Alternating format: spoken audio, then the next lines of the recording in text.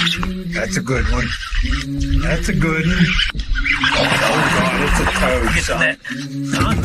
It's a toad, dude. Yeah. I wake up to a little bit of drool on my pillow, feel like it's gonna be a bad day.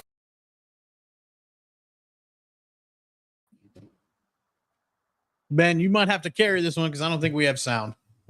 Sound? No. Well, I can hear you, so you at least have that much sound. What's going on, fellas? Welcome on, everybody. It's reading it, so it's not unplugged. It's something on the soundboard. It's probably fried from. No. Yeah, it's okay. So I can hear you. Can you hear us now? I could hear you before. Oh, I don't know if anybody else can hear us. What's going on, folks? If there's anybody in there yet, Trey decided to clean ours with an unapproved electronic cleaning product, and now the soundboard doesn't work. So tell Pete he doesn't know what he's talking about. we were watching a YouTube video. That's what took us so long, Ben. Sorry about that. Oh yeah. So what's going on, folks? Welcome to the One Cast Fishing Friday Live. I think we have sound now. I'm gonna test it here real quick because we don't have anybody watching yet. Yeah, we're good now. Okay. So we can hear you now, Ben. We couldn't hear you before. You said you could hear us, but we couldn't hear you. So that wouldn't have done a whole lot of good. Welcome back, everybody. Welcome to the One Cast Fishing Friday Live. As always, thank you for being here. Make sure you head to onecastfishing.com. Use the code TheOneCast, all one word at checkout. Save yourself some money off the snagless jigs, long neck hooks, weedless neds, and the soft plastics. From there, you can head to CarolinaWatersNC.com. I don't know why I don't have my hat on. Yeah. I felt naked there for a minute. Head to CarolinaWatersNC.com, code TheOneCast, all one word. Save yourself some money. Get you some sweet UPF gear, hats, gloves, all of that good stuff. What's going on, Curtis? Hope you're doing well. Chris Curtis. Hope you're doing well, bud. Appreciate you being here. From there, check out our link for Hobie Eyewear. It's in our link tree that I'm going to post. You can click on the Hobie Eyewear link. It'll take you there. Grab you some glasses. Save 20% off. And we have a few more coming. Yeah. We can't tell you about just yet. Tease. But yeah, soon enough, we have some cool stuff coming. You'll notice Ben is not here with us. He was not feeling well. And I told him to stay home because I got to move for the next 2 weeks, essentially. And I don't want to do that while sick because that would be miserable. So, Ben, we see you're looking a little festive there with your Aloha or Hawaiian shirt Friday, huh? Yeah, I know. It's because I don't know if you can tell, but my face has been red all day. So trying to get that sunburn look, you know, after being cooped up after the storm here the last few days. But yeah, we can definitely hear the stuffiness going on there. So hopefully you'll get to feeling better.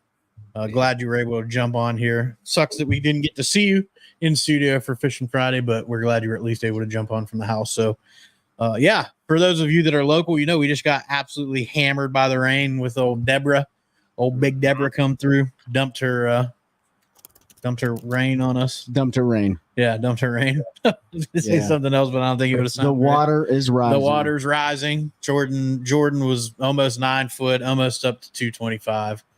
It's 225, 3-1 right now. Did it finally hit it? So it hit it. So all ramps will officially be closed on Jordan Lake. 225s when they close everything. So everything was closed, I believe, except for the wildlife ramp at Farrington, but they close it at 225. So she's gone. I don't know where Falls is. It's rising. So about the only place you're going to be fishing this weekend will be Sharon Harris, and that is going to be an absolute show because it's going to be the only lake people can get their boats on. I mean, you could absolutely dump your kayak in any of these lakes if they're accessible. So you could. Just be careful because the river's rough. Yeah. Welcome to the Fuchs family. Listen in while they're driving home from their trip up there in Maine, chasing smallmouth and hanging out for a week. Glad to have you all here as always. We're going to talk a little bit about fishing rising water after a storm like that. It's a unique situation we face as anglers, right? We fish low. We talk low water.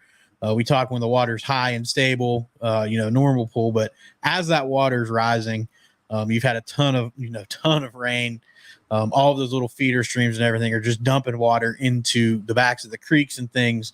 And I'll jump right into it. For me, that's where I'm heading. I'm going into the backs of the creeks where you have those feeder streams and things like that. A lot of times what happens is those feeder streams are washing a lot of bait, essentially, for the bait fish. So you're going to get a lot of, earthworms, smaller microorganisms and things that the bait fish will feed on. So they'll push in there to feed, and naturally the bass are going to follow them And weather like this, rising water, you have it pouring in the back of them creeks. I absolutely love to go back in there with a buzz bait or a spinner bait and just work them. You can sit back there and those fish will get stacked up and you can absolutely schwack them. It can be tough when it's rising. You may have to run a bunch of those little pockets. If you do go onto a body of water that has water coming up and in like that, make sure you're careful. I don't know. I can't speak for everywhere in the country. I assume it's pretty similar, but here there's going to be a ton of deadheads, a ton of floaters. I drove down to Pose yesterday just to see what it looked like. Last night, Chelsea and I had some running to do. We went down there, I don't know, like 7:30, and right floating past the ramp, there was a 40-foot pine tree, and I was like, "Yep, she's fixing to get a bit sporty out there." So, but for me, that's what I like to focus on. And then once that water stabilizes for a couple days, even if it's 6, 7, 8 foot high, it can be super tough because those fish will get way up in there in the woods. Remember, it's flooded stuff that hasn't been flooded in potentially years, if ever. So they'll get back in there. You can't necessarily get to them, but I do like to flip the trees and brush and everything that you can get to. So as far back in there as I can get and kind of figuring out a river system when the water's coming like this, just avoid it. Like the Roanoke and stuff. Yeah. It's just too dangerous to even attempt to fish. So that's what I like to do when the water's coming up. Trey, Ben, I don't know. Do y'all want to speak on how you like to attack that? Ben, you got any input on this? So for me, I have found rising water very difficult because Pete, like, I like doing what you said, going back to the feeder creeks and all. But depending on time of the year, that may not be the best location. And to me, I have found different scenarios at different times of the year. The fish do different things. Or at least that's what I found. But there's been nothing consistent. Sometimes they stay on the old bake line for a few days till it stabilizes. Sometimes they rise with it. Sometimes they may move up halfway or something. You just have to figure it out. And a lot of moving around. I guess the best advice I have is if you've been on the water and you've caught them in a place and you can kind of start there, but then, well, you generally know where the fish are at, then you can kind of expand where they have moved to at that point. Because like they're going to move for sure when the water comes up this much. And like, I don't know, it'd be something interesting a biologist on, like, when the water comes up that fast and there's that much current, like, do they want to get out from like being out deep on river channels and stuff? So, yeah, I think the important thing for anybody watching and listening about, rising water is understand what kind of body of water you're trying to approach, whether or not it's a TVA system where they have consistent amount of running water that dumps in. Then you look at lowland reservoirs, highland reservoirs, river systems like Pete talked about, Sharon Harris not being a flood control lake versus like Jordan or something like that is. So every body of water is going to probably have a unique approach. You can still catch fish shallow all year long, but if it's like the middle of the summer, the most stable water is probably out in the middle, but there's going to be a lot of fish that will slide up, and sometimes you got to give that water a couple days to stabilize. Because we've had it before where I couldn't even get bit on a lake because the water was so far back, right? But I'm going to go shallow and I'm going to eliminate it at least. I'm going to give it a good try, and throw moving baits and things like that. But once that water starts to recede a little bit and stabilize, that's when you can really go pick those bushes apart that you're talking about and things like that. So I think it's all situational. It's all dependent on the body of water you're trying to attack. Yeah, it's going to be, you got to do what your comment. Like for me, my experience here is Jordan, regardless of the time of year and water temperatures, if you've got that water dumping in the back of the creeks, I'm going to go back there and get bit and I'm going to catch fish. So that's where I'm going to go. I haven't spent a lot of time offshore when it gets like that, but I will say that a lot of times, just to Ben's point, what I've seen is those fish leave those points and stuff pretty quick because that river current is ripping through there, and they're lake fish. They're lazy, right? They're not used to current. So they want to get up out of that. So that's really when those trees and bushes and things like that start to play. Don't lie, Pete. Seth, be quiet, man. What's going on, Seth? Hope you're doing well. Mike Johns is in the house as well. Welcome. And Shin, I'm not going to try to say your last name because I don't want to mess it up, but appreciate you being here. But yeah, so that's my experience. And everybody's experience and what they do is going to be different. Similar to what Trey said, like on Harris, I'm still going to go deep because that lake doesn't get the current, doesn't get the conditions that you get on the other lakes because it's not a flood control. So that water constantly flows through the dam. It doesn't really get a chance to kind of get up there and sit high. It'll still come up. It's probably 3 or 4 foot high today. It's definitely high. I went there yesterday and where at it. Which lake? Sharon Harris. If you want to go fish probably the most stable lake around at least the triangle area besides the city lakes, like that's probably your best bet. Yeah, you're gonna have to do Harris, you're gonna have to do a Mayo, something like that. Watercolors like obviously still gonna be different. Falls right now. Falls is 5.5 feet high right now. Yeah. Do you think, well, like Mike, for us, so one thing I can tell you about thermocline is we haven't had one here in a little bit. So talking to folks who's been spending a bunch of time in the water, we're at that point in the summer where it's been hot long enough that it's almost non-existent. So it's probably there. It's just not as defined. I know on Harris, some of the folks I talked to, it's not really like it was a month ago. It's a lot harder to find if you can find it at all. So I'm sure if it's early enough in the year where that thermocline's really set, I'm sure that rising water coming up quick will mess with that, and that could impact the bite and kind of what those fish are doing. A lot of times it gets rid of the thermocline because all the water that's coming in the lake is either falling from the sky, from the air, or it's been running through creeks and getting all the oxygen in it. So yeah.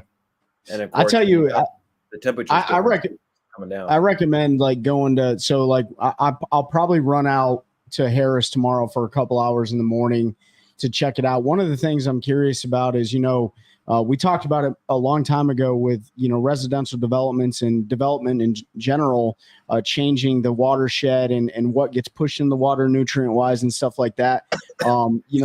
Depending on what's happening around your surrounding lake, it could result in a fish kill, right? Like, so that is one of the things I'm going to go check out to see if things are being washed in the lake that are, as a result of any sort of developments and stuff like that. But that's one of the things you want to check out too, because you have no idea what's being built around your surrounding area unless you're part of the development plan or pull those public records and stuff like that. So I'm curious to see what happens. And that's a huge fear from big hurricanes and stuff like that. Like, they result sometimes in fish kills. Yeah, we're gonna have a massive fish kill in the Roanoke and that whole river system. I can pretty much guarantee it with as much water as they've gotten, and it's coming to them. Last time some of the areas that flooded, I remember seeing the news footage, and you could see the 8-9 pound bass dying on the road. So we're going to see a fish kill, I'm certain, in that area, just because the water gets so high so fast that those fish get into areas and it recedes relatively quick too, and they end up getting trapped and dying. But that's what keeps that whole river system down there so good, is you get those fish kills every 5-7 years. And it really kind of resets the system. One thing I think Trey can attest to is this year we are catching a lot more small fish compared to what we used to. Yep. What used to be consistent 3, 4, 5 to 7 pound fish this year are pound, 2 pound, and even a lot of like little 9-10 inch bass, which I've not caught in the last 4 years. So that's kind of where the system has been. So this is an opportunity to kind of reset that. And it won't impact like the Chowan, because the Chowan's such a big river that it doesn't impact it as much. But the Roanoke's fairly small, the Kashai, some of those other small rivers. It's interesting. So let me just read through. No, you're good. Said that's how they say the red tide started in Florida. That would make sense. Who else we have? Smalley smacked our one cast baits. Christine Fuchs. Yeah, we saw the pictures. You guys were definitely whacking them up there on the bladed jigs, and I think you had the Warhawk for a trailer. I'm not 100% sure which one you're throwing, but I told David one of them had a stinger on it, I think. And he likes to match his trailers, which is a thing guys do. It's a technique. It's a technique, and a lot of people swear by it. It definitely works to get that contrast in there. Shin said similar type of weather. Water has been high in Minnesota this year. Great fishery. Yeah, Minnesota is one of those super special places. Definitely somewhere I want to get up to one of these days. Yeah, a lot of natural lakes up in the Minnesota, Wisconsin, Michigan area and stuff like that. You guys are definitely blessed. Maine has a lot of those natural fisheries and stuff. So if you guys have any input on rising waters up there, like we'd be curious to hear your thoughts. But down here, these are more of your man-made lakes and stuff, minus the river system that Pete was talking about. We got a couple big natural lakes in North Carolina. Yeah, let's go fish Jordan tomorrow. If you can get into a ramp. You'd have to take a kayak, Jeff, because all the ramps are closed. But you can probably go out there and schwack them if you get into it. But if I'm going to target these fish, just like Pete and Ben said, like if it's right now, which it is right now, that's weird. I'm sounding like somebody. Yeah. But if you know that you have bass schooling in certain areas, just go to the bank where they're typically schooling and see if they moved up, right? If they moved off a ledge onto a flat, moving up onto the old bank line. And that's another thing too, that has got me in the past where I'm fishing over the top of my boat's sitting on top of the fish and they're on the old bank line. That's where mapping products come in really handy. I've seen it happen on Jordan Lake before. I'm sure it happens all over the place. But as the water tends to go up, they might use the old bank line to stop on, right? And that's where that most people go wrong, and they'll just go straight to the shallows. So just target those high percentage areas, man. What's going on, Charlie? Charlie said I generally don't deal with rising warm water. Out west, our rising water is snow melt. Is there a difference on how you approach rising warm water with snow melt areas? Ooh, I don't have any experience. I mean, snow melt's a whole different beast. I have a little bit from my time in Wyoming and stuff. That's mostly trout fishing, which are a cold water species. So not as big an impact. But if it was me, bass fishing with snow melt, I'd go find the warmest water. Yeah, for me, just like Ben said, I'm going to try to find the warmest water in the lake, because you're going to probably find a concentration of fish. And if not, they're going to be more active in feeding there in that area. But that's definitely, I'd like to get a Western angler on, and I think I might know just the one to get on to kind of talk about bass fishing and snowmelt, because that's not something we have to deal with. Yeah. That actually makes me think now, because it's something I never considered. But like here, like in the spring, you get a warm rain, like in February, March, you run to the backs of the creeks. That's where all the fish are going. Yeah. But I wonder, like, how much that affects. The fish, if there's a cold snow melt, do they run away from it? I don't know. I just wouldn't target the yellow snow. That's my biggest thing. So Jeff said, how high is the Roanoke in Plymouth? I think Pete's looking it up. I'm looking right now. Probably pretty high, and probably really, really dirty. It's for sure dirty. Yeah. Super dirty. But I don't know if Seth is still on. If Seth's from the Ohio area, he fish the Ohio River a lot. I don't know if they deal with like snow melt stuff. No, I mean, I fish the Ohio River a bunch. But you're not Seth though. So I mean, I don't even. I fish the good part of the Ohio River. Yeah, that's a great question. We're gonna send that message out to somebody, because that piques my curiosity on how that will work out. Mike Johns talked about when the NPFL fished the Cumberland River when it was extremely cold, flooded conditions, and that they dealt with rising water, but it didn't rise too much. Mike, if you're still on here, if you want to say, like, how did you break that down and where did you target that water runoff? Because it was cold water runoff. I don't know. It wasn't snow, but it was definitely cold. So I don't know how that works, man. That's a great question. Yeah. So we won't wait for him. So no, go ahead. I'm pulling up. No, he's pulling up the Roanoke at Plymouth. On the flip side, are we still on the rising water talk right now? Yeah. Yep. Go ahead. So, think about everything that's coming out of the ground, right? So, like, a lot of people say, oh, look for bait fish. There's worms coming out of the ground. There's snakes. There's lizards. There's all sorts of stuff. So I think when we have conditions like this, like, you can't go wrong with flipping a worm, flipping a bug. I think you can probably throw just about anything at them. I know I'm gonna hit them with top water first. Like, guaranteed, it's gonna be a top water situation early in the morning. And then if I'm not on them, if I can access them and I'm not hitting them with top water, then you're gonna need to slow down, right? Because you're fishing post frontal conditions. It's probably going to be bluebird skies, high pressure, things like that.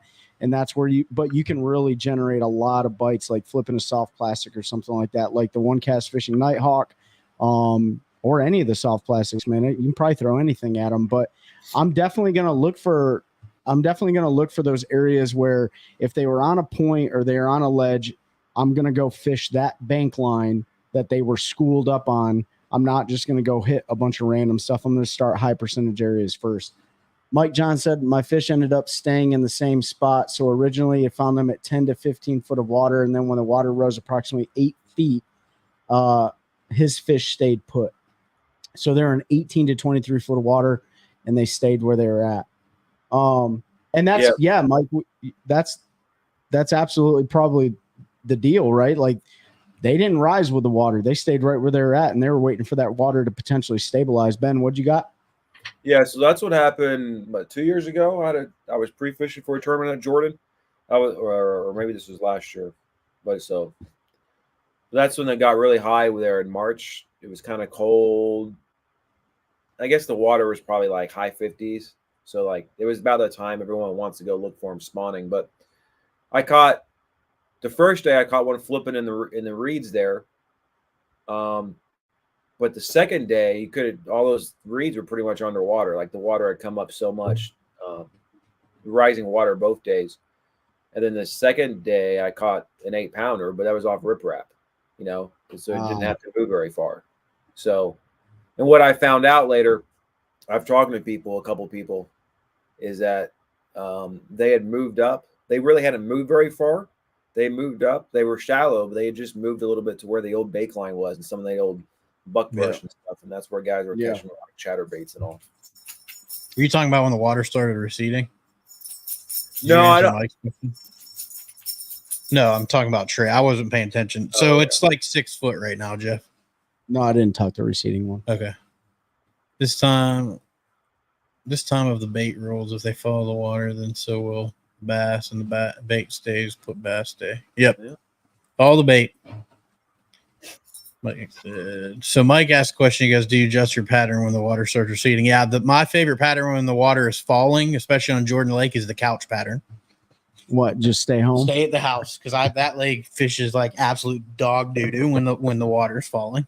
Yeah, I would just go out and try it. Yeah. I mean, you just go fish, and I've never figured out what they do. I don't know. Maybe one of you guys.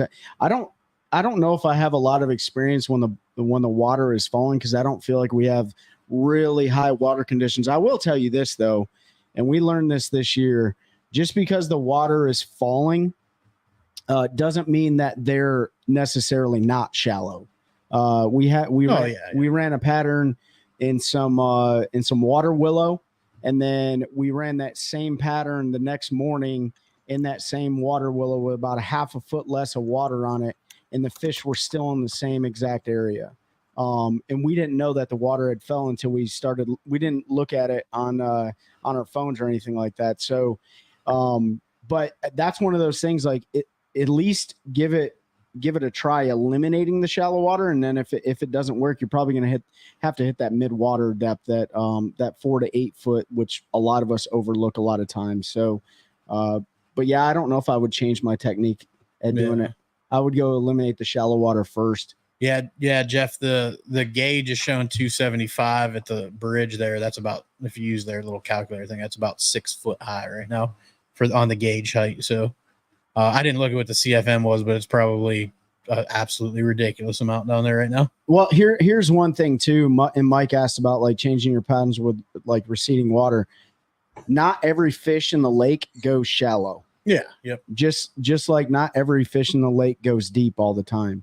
So if your high percentage area is out in brush piles or on whatever it is, like, and you're not getting bit shallow, go fish for those fish, because they're still out there. And we see it all the time, especially now with new technology, like they're out there. Yeah. Hey, Rod. That's where I'd fish. Falling water, Jordan, dead stick of Senko from the bank all the way to 12 feet. Yeah, I'm definitely just going to stay on the couch where I'm going to dead stick. Yeah, unless it's a derby where I'm going to need to win some money, and it's got to be more than $100. That sounds miserable. I've always had way more luck on rising water than falling water. Yeah. But Ben, you talked about riprap, right? Like riprap stays relatively stable. You know what I'm saying? Like it comes up on the riprap, but like riprap would be a place that, like, if I was fishing Jordan Lake, right, or any lake, and I was looking for a high percentage area, whether or not the water was rising or falling, and there's not a lot of vegetation in the lake, then I'm going to go try hitting those high percentage areas, those ripraps and things like that, rock walls and retaining walls, things like that, depending on where it's at. The biggest problem here is the other 90 boats that are bass fishing Jordan when the water's falling or fishing. Oh yeah, get in where you fit in. And then if there's docks on the lake like Tillery or Baden or Bugs or Gaston, whatever the case may be, or whatever lake you fish on, if there's docks, if they're holding on the ends of the docks, a dock lake would be probably an easier one in my opinion, because if the water's coming up, they may follow the dock to the back, and if the water's coming down, they may follow the dock out to the end. And if there's brush piles on the end of that and the water's receding, Mike, I'm going to hit those brush piles on the ends of the docks, right? Even if I don't have forward-facing sonar.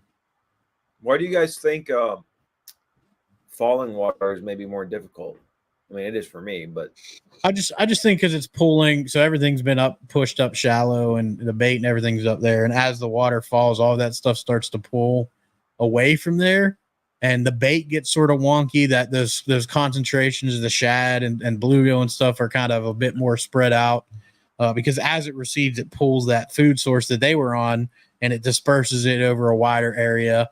And the bass just get a little bit squirrely.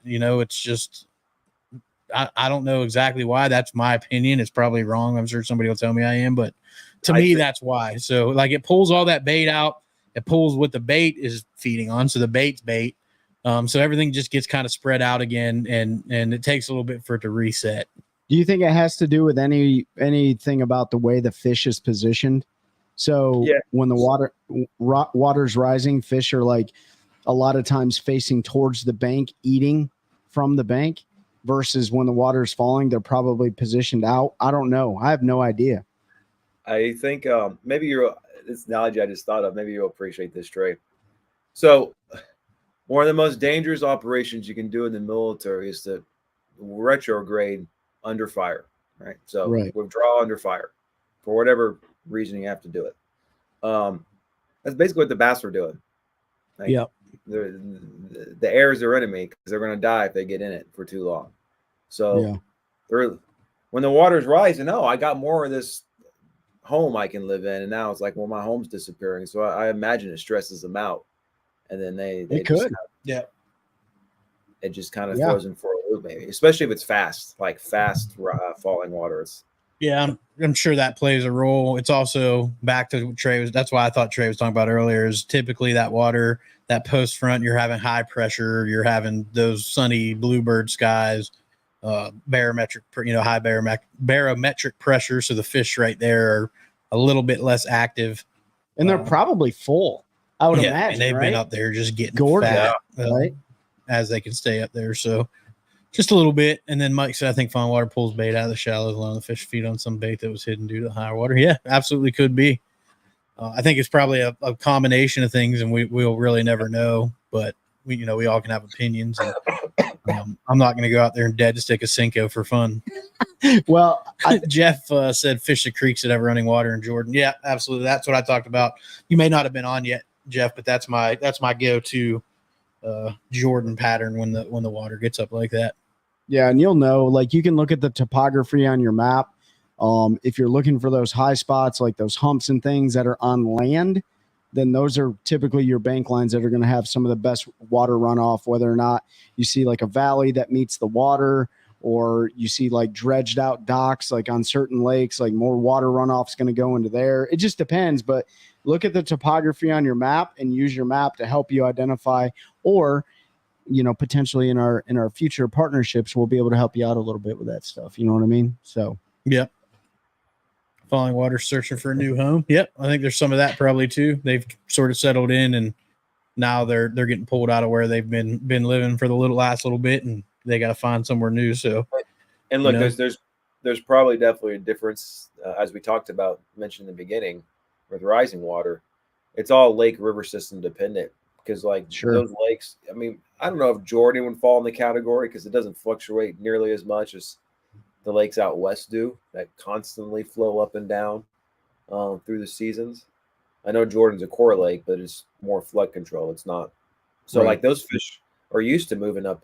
Some of those lakes out there will move up and down 60, 70, 80, 100 feet a year. Yeah. And so they're just, those fish may be more used to it. I don't know. Yeah. Yeah. Jeff said white oak is really good during high water because it's so shallow all the time of the year. I can imagine, Jeff. I mean, white oak is definitely one of our favorite creeks in that lake to fish. And if they can get back in those little ponds and stuff like that, I'm sure they're going to be gorging to death. And your boat's going to be sitting right over the top of buckbrush and stuff like that. So yeah, there's tons of cover for them to hang out in. Think about tidal fisheries. Those are those constantly, fish they move with the tide up and down. Yep, absolutely. Which we don't have a lot of here, if any. We have like wind tidal fishery. Well, if you fish the alligator and stuff like that, there's a tide the further east you go. Which on tidal fisheries, right? A lot of times a falling tide is better when the tide's going out. I don't know. Usually rising or falling, you just don't want that slack tide is when it's bad. But I think it also depends on what you're concentrating on, whether it's falling or rising. But it does seem like those guys like the falling tide. I don't have much experience, so I don't know. Mike, maybe you can speak a little bit. You probably have more than all of us on a tidal bass fishery. But yeah, so Debbie is now settling in through Pennsylvania and New York. Day 2 of the Elite Series postponed. No slack, says Dave. So yeah, day 2 Elites was postponed because of heavy rain and some wind and stuff from Debbie. And so they'll pick up tomorrow, hopefully, with day 2. I just love this tournament, dude. Yeah, that's just always a fun one on that lake because you can catch them so many different ways. Ben, what were you going to say about it? So this being postponed presents a serious issue for guys next week. The tournament. They start. they're going to lose one day of practice. Yeah. And, well, the big problem is the guys who make the top 10. Yeah. They're going to have to drive all through the night or miss practice on Monday. Yeah. On Tuesday, right? So, because they won't miss practice Tuesday. I promise you that. With already losing Monday, I know those guys aren't going to miss practice Tuesday. Luckily, it's not that far of a drive for them, too. Well, everyone, I don't know. Are they? Will they even have practice on Monday? Official practice on Monday because of? It still starts Monday for everybody that doesn't make the cut. Okay. Yeah, they did the same thing between the Harris chain and St. John's. Yep. Yeah. So those guys in the top 10, I don't know if they missed a day of practice or if they had to roll right from the top 10 right into the first day of practice on the St. John's River. Hey Smith, you can take your spam and attempting to take stuff from our listeners somewhere else. Nobody's going to send money for your fake kid, so you're deleted and blocked. Thanks, bud. How far is Champlain from? Because when they went from the Harris chain to the St. John's, it was a couple hour drive, right? An hour and a half hour drive. Yeah, Jeff, the Roanoke is not going to be back to normal next week, bud. Unfortunately, they're going to be dumping water out of all of these lakes, and it's going to continue to flow. So it's going to be a little while. I'm going to hit up some of my buddies that live over there too and see how bad the fish kill is. How far is Champlain to where, Ben? St. Lawrence. Where are they putting in at? That's the biggest question. Okay, it won't be that bad. I don't think it's very bad. I'm just showing like a random 5 hour and 10-minute drive, but that just ramp to ramp is dependent. But this tournament's awesome, man. I mean, it's going to suck for them, whoever makes the top 10.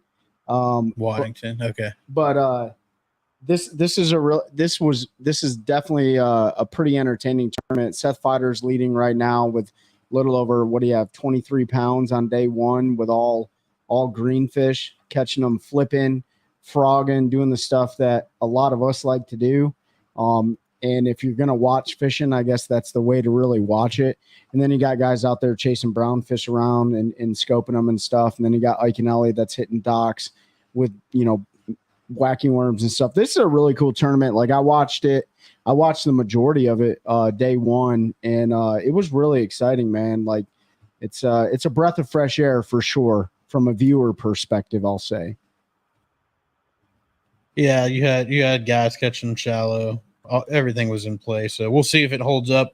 Traditionally, it does not. That shallow water bite's probably going to go away. That's usually a 1-day deal there. Somebody will go out and catch a bag, and then they'll kind of fall by the wayside. But you never know. They could. The weather change with the weather, like what that's going to do to it. Yeah, more than likely that's going to hurt it with rain and wind, and that lake, the west wind, the wind they're getting on that lake is gonna really affect it. So I think it's probably going to turn into a more offshore game. But I've been wrong plenty in my life. So well, I mean that kind of ties in what we're talking about. So like rising water conditions, like so the guys that caught them on day one, flipping and frogging and stuff like that. It's a great largemouth pattern, but now they're going to be dealing with post-frontal conditions. We all know that smallies bite in those high bluebird skies. So who knows if the largemouth are even going to play? And that was my concern with Seth Feider is like he is definitely he got really good bites on day one, but can that pattern hold up for the next 3 days? I don't know. Well, they said in practice he had a really good practice with smallmouth offshore, so I think he's got that in his back pocket. But I don't know. What do you all think listening? Can Seth Feider hold this lead for the next 3 days? Let's see what we got here. Tomorrow, Charlie said, I have liked fishing when the lake is falling. That's probably due to warmer water and more active fish. Just drove through Debbie the Fuchs. Well, I'm glad y'all made it through there safe. Mike John said it's best here. The last bit of low tide going out and the first of low tide coming in. Jeff wants Roanoke by next weekend. Like I said, I don't think that's gonna happen, unfortunately. Dave said no, he doesn't think Seth's thing's gonna hold up. Yeah, I don't think the shallow water is gonna hold up if you look at history, but stranger things have happened for sure. Yep. Yeah, so Ben, what were you gonna say? Sorry. Yeah, go ahead. The only thing that's particularly interesting is today there was no pressure out there for his fish. And that's true. And he was largemouth fish. So like if the weather was bad, maybe it did push some more up. Yeah. Well, there was no Elite Series pressure. That doesn't mean there wasn't any local pressure that saw him on TV and went out and flipped all the stuff that he was fishing. I mean, we know how local people can be. It would have been sporty out there from what I heard. Yeah. But tomorrow's supposed to be 80, mostly sunny, 10-mile-an-hour winds. Sunday, 75, cloudy, and then maybe some rain on Monday, cloudy. I don't know, man. Tomorrow will tell the tale of what's going to go down. So we'll just have to see what he gets rolling in the morning, and if they're there or they're not. You'll be able to tell pretty quick because that stuff he was on was pretty fast and furious in the morning. I don't know, Mike. I think Seth Feider is a shallow water angler. I think he's good at all of it, but I think if he had the choice between flipping a bug and frogging versus out there, throwing a drop shot or a jig head minnow for smallmouth, I think he would rather do the first one. That's just me personally. I mean, he mashed them. What does he have? Like 1 or 2 AOYs on the Elite Series? One, yeah. I mean, he's made his whole fishing career out of a jig and a flipping stick. He fishes a lot like Hackney and those guys. So I think a lot of people lump him into that offshore just because he's from the north, but where he fished, he won a lot of money on largemouth and fishing grass lines. Yeah, Lake Minnetonka is like a shallow water, like grass dream, isn't it? Yeah, that was one of the things they were talking about yesterday was, he spent a lot of time in the off season working on forward facing and offshore fishing to be able to try to compete in those types of events. So, it's going to be interesting whether he can keep that rolling or not. So, does Harris get muddy after all this rain? Yeah, it'll get a little color to it. So the northern parts of the lake will get muddy. You'll definitely see a mud line up both sides of the lake. That's a really important thing to pay attention to, Jeff, because the dirtier the water, if the fish are shallow, the closer to cover they typically are, and they use their lateral lines a lot more to feel vibrations of the baits and stuff like that. I've done really well flipping some of the muddy water with like a black and blue, like beaver style bait or a jig or whatever the case may be, or throwing a spinner bait or something like that. So you can definitely get some big ones that have been kind of roaming out in that 8 to 12 foot range and then slide up in those dirty waters. It's definitely a good way to catch a big one for sure. Yeah, I think it'll probably be mostly dirty, just the sheer amount of rain we got. Your typical big rains, like Trey said, there's more of a line, but I think almost a foot of rain over a 12-hour period, probably going to dirty up the majority of the lake. Buzzbait, yeah. Mm-hmm. Buzzbait has not been a big player for me this year, but I haven't thrown it a whole lot either. I know it's a crime, Mike. I know it's a crime, but what else is going on in the fishing world? So you got Champlain going on for the elites. Champlain, BPT is on St. John's for their last event of the year. St. John's? St. Lawrence. Yeah. AOI is Angler of the Year is bouncing all over the place right now. Who was in the lead last time you checked? It was still Hamner. It's still Hamner. I pulled it up. He's still first. I sent a text to Sporty because there was yesterday, right? I think there was about 40 people who didn't have Bass Track. And at the time, Trey McKinney on Bass Track was like in the top 10. He was like 9th. And Hamner was like 60-something place. And Hamner had dropped down to 5th in AOI. And McKinney had jumped back up to 1. So, like, right now, McKinney's sitting in 3, and, like, Jacob Founts is 2 because he's in the top. It's like, it's good. The next – no one's got it locked up yet. That's right. I don't think and I think – I guess if Justin he comes back and wins it, that might lock it up. But they said the last thing I saw was Justin, even if Trey McKinney won the last 2 events, all he needs is 40-place average over the last 2, and he'll have it locked up. Yeah. So you can't really go off of the live AOI thing because it's not that great. I think last year it showed somebody winning who didn't win until the official results came out. But yeah. I mean, Bass Track. I mean, we all know the tracker is not 100% accurate, and it's not everyone puts their stuff in and it jumps around, but it's a close. It just shows how much movement there can be over the next. 7 days. Yeah. Tournament fishing. Yeah, I mean, Hamner could finish dead last, man, and definitely lose it for sure. You know what I mean? Mm-hmm. He's not gonna finish dead last, but he could. If he finished top 20, he's sitting 30th right he now. could finish dead last on the other one, and he would still win it. That would give him a 40 average. I'm not good at this bass math that everybody does. Whoever wins it wins it. Yeah. But I will say this: if he wins it, it's going to be a hell of a year for him, being the Classic champ and Angler of the Year. That'd be awesome. McKinney still has Rookie of the Year locked up, though, doesn't he? Right now. Let me look. I'm pretty sure. Yeah, I think he does. Yeah. Jeff said he put his Hydro Wave on the boat today. Jeff, you got to let us know your thoughts on the Hydro Wave. John Garrett's he's less than 20 points behind. He's 14 points behind. Yeah. So John Garrett could actually catch him. I mean, it just depends on how the races shake out, but he could technically catch him, I think. Yeah. Ben, have you followed the BPT tournament at the St. Lawrence River? No, I haven't really looked at it. Well, I mean, from what I saw earlier, and this was just on some of the clips, looked like Brian Thrift was absolutely destroying them.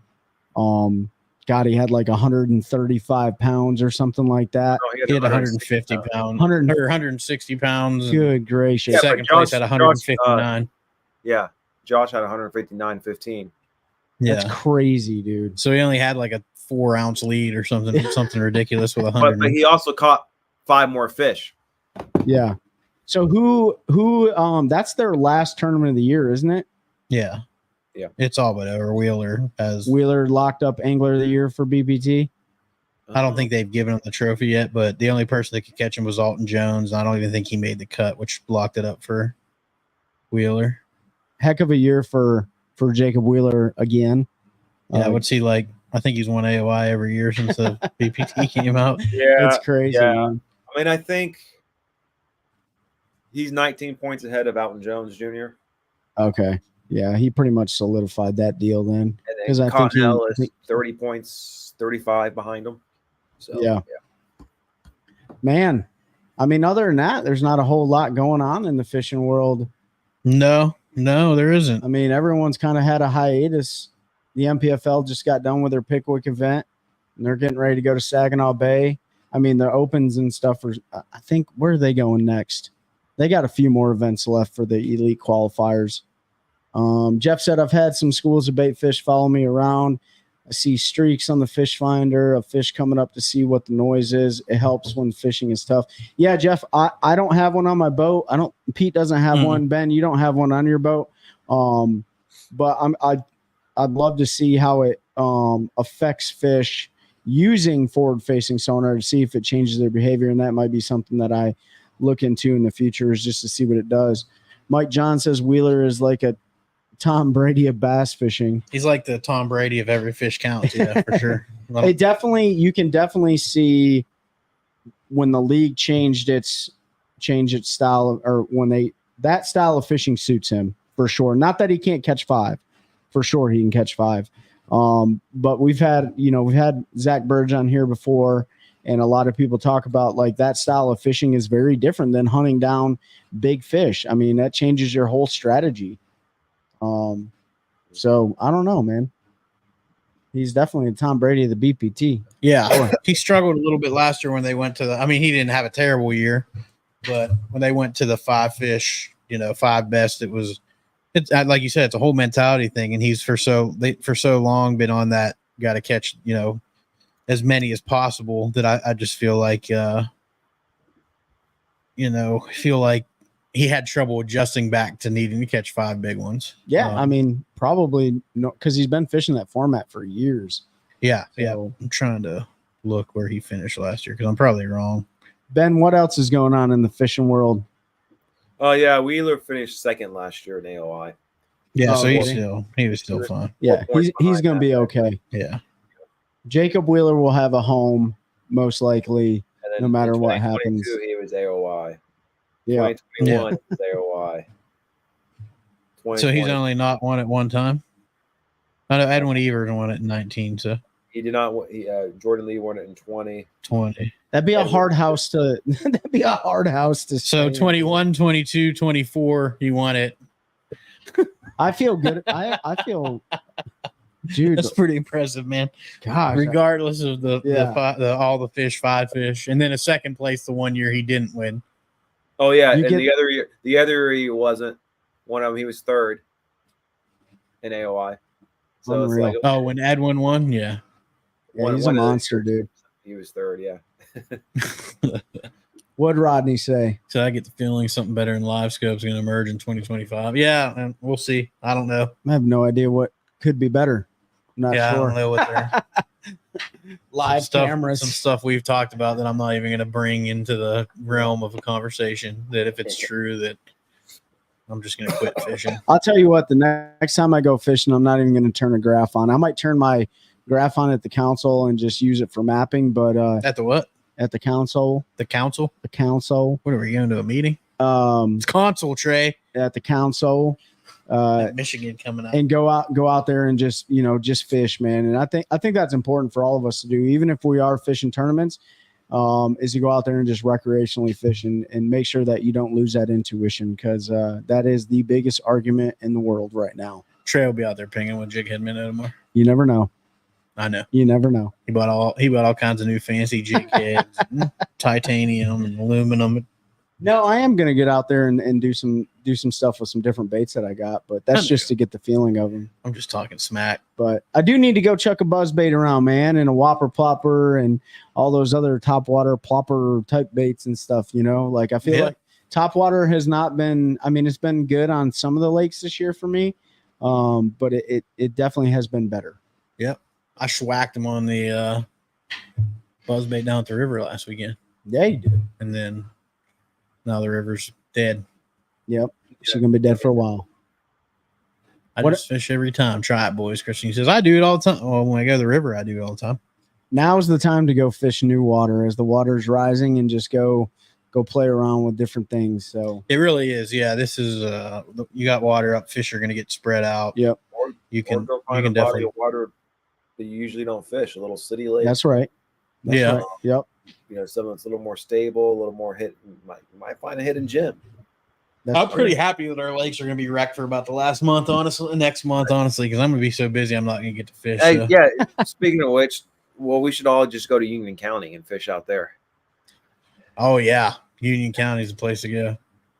I will go chuck a buzzbait around. Mike. Chunk, not Chuck. Chunk. Chunk a Go buzz. chunk that old buzzbait around there, bud. Yeah, with those ceramic. You know, just go chunk it around there, guy. Oh yeah. Oh yeah, bud. Just go chunk the old buzzbait around there. I feel like there's not a whole lot to talk about anymore right now. No, what Ben was talking about doing something. What were you saying, Ben? Oh, I was just making a joke. If we can't fish around here, we just go to Union County and go fish those ponds. Yeah, the Union County ponds. I still have that pulled up. Somebody beat. Well, it wouldn't have been the new state record because it didn't beat the current state record by enough. But they caught one that was close enough. They caught a 1595 out of a pond in Union County. That's a giant. So it has to be, I believe, 4 ounces bigger than the current record to beat it. And it was not over that, but still an absolute freaking mega giant. Yeah, like 5 pounds bigger than the fish I've ever caught. Yeah, and the state record in North Carolina currently is out of a pond in Union County, so something going on out there. Should it count?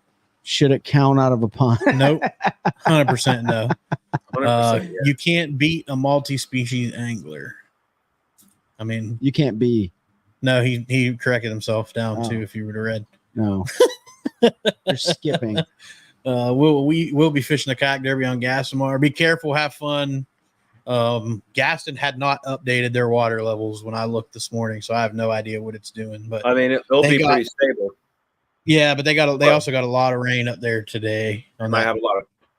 Might be stable water, but it might be a lot of current. Yeah. Pete Dubs, I will tell you this. You're going for inches, then just go largemouth fishing, bro. Chuck a top water around all day. You might catch 5 giants.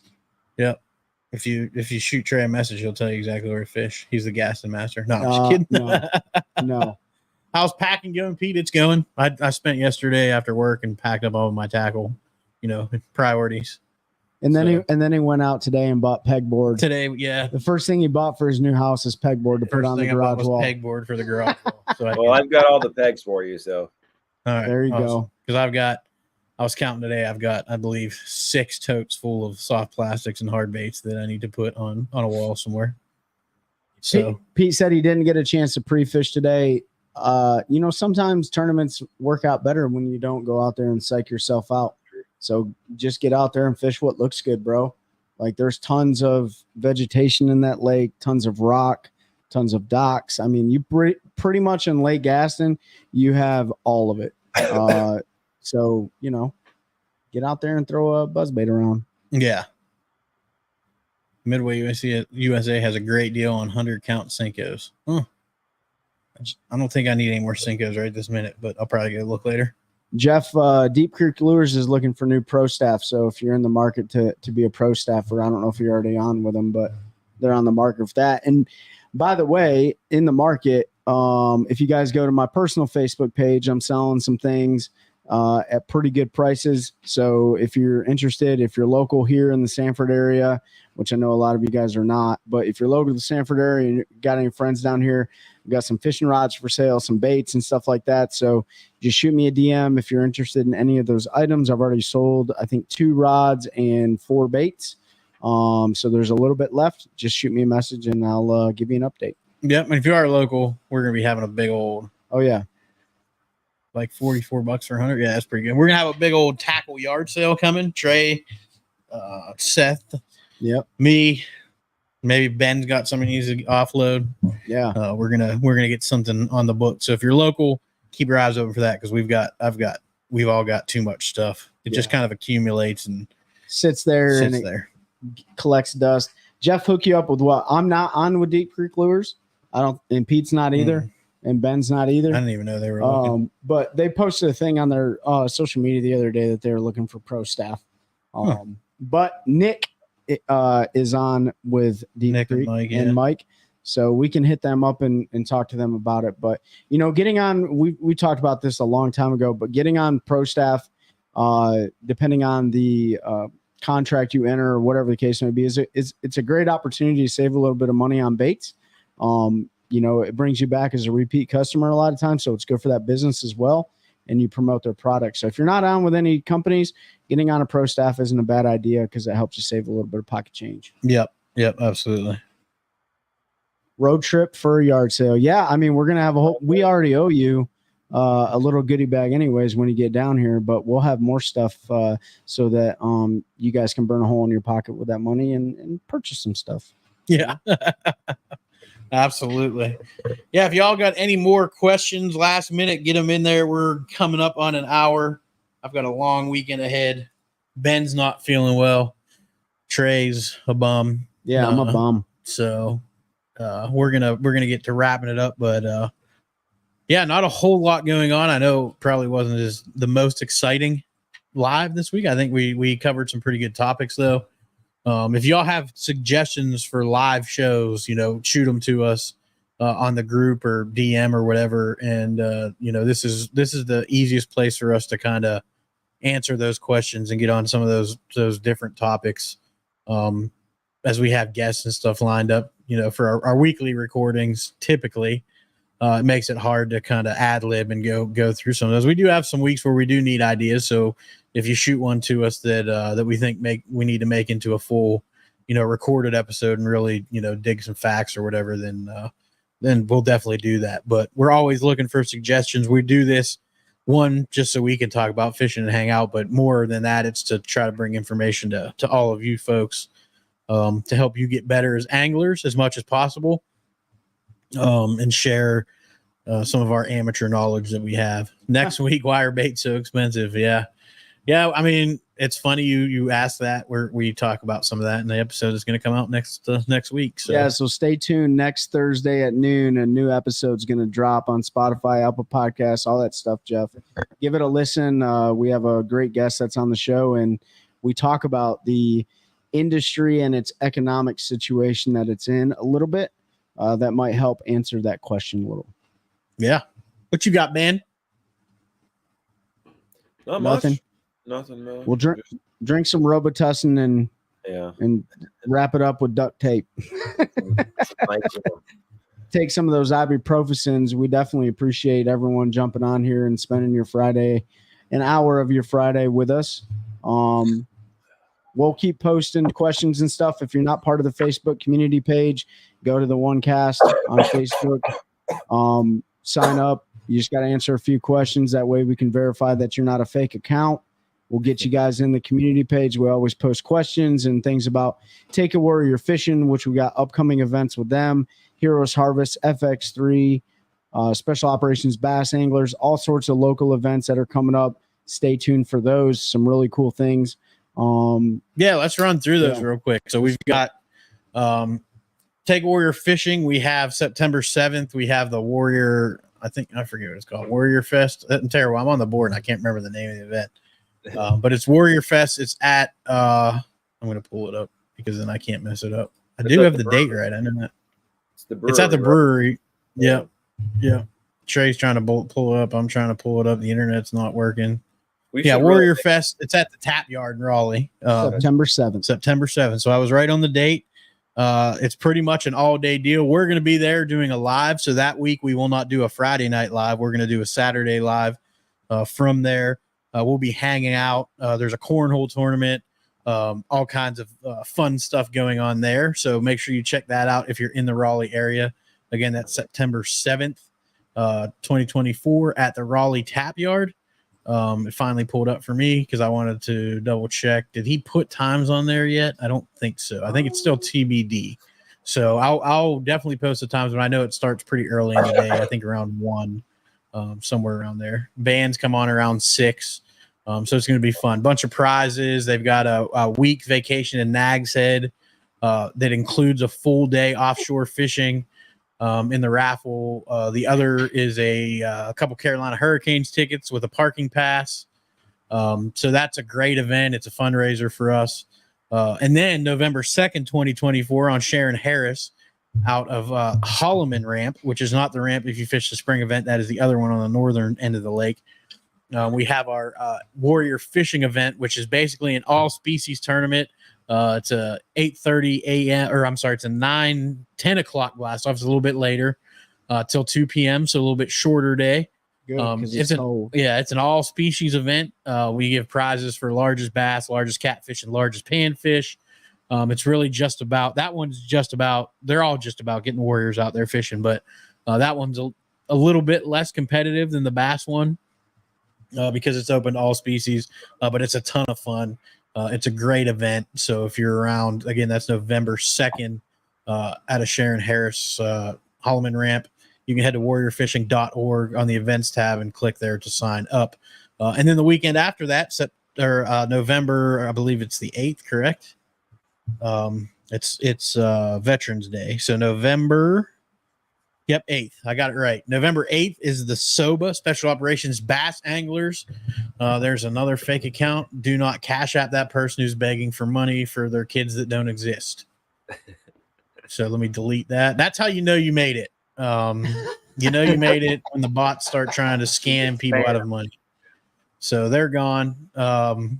So yeah, SOBA, Special Operations Bass Anglers, November 8th. That one is on Lake Norman. We're going to be there basically Thursday, Friday, Saturday, and maybe a little bit Sunday morning to fish. Going to be a ton of fun. The Fuchs clan is coming down from New Jersey with one of their friends. Ben's dog might be there. It's on his lap right now. If you don't see that, that dog's a sweetheart. But man, that retriever got some long hair. But yeah, SOBA Bass Tournament. So if you're interested in that, Special Operations Bass Anglers, you can check them out on Facebook. There's also a website that I forget Nick shared with us last week, and I need to update all of our stuff with that so you can see it. But just check them out on Facebook. You shoot them a DM on Facebook if you're going to fish it, and that's how you get your boat number and everything. Jeff said, man, I just sent them 500. Sorry, bro, can't help you. So yeah, cool. Mike Johns will be up from Florida to fish. Him and Ben will probably be fishing together again. I think Trey's got my old man in the boat with him once again, and my wife and I, and then David Fuchs and his wife, and then one of their friends and his, I believe, wife. So going to be a blast. Great tournament. That was a fake. Yeah, but hopefully we'll get to see some more of y'all there. More details to come on that as we figure out prizes and stuff. Things that are going on with that one. So Special Operations Bass Anglers. Trey, nothing for Heroes Harvest here in the near future? No, if you guys are interested in like a lot of hunting opportunities right now, here you can go to heroesharvest.org. Look at the upcoming events. They got elk hunting trips, salmon fishing trips, I believe, but I'll have to check out what they got going on.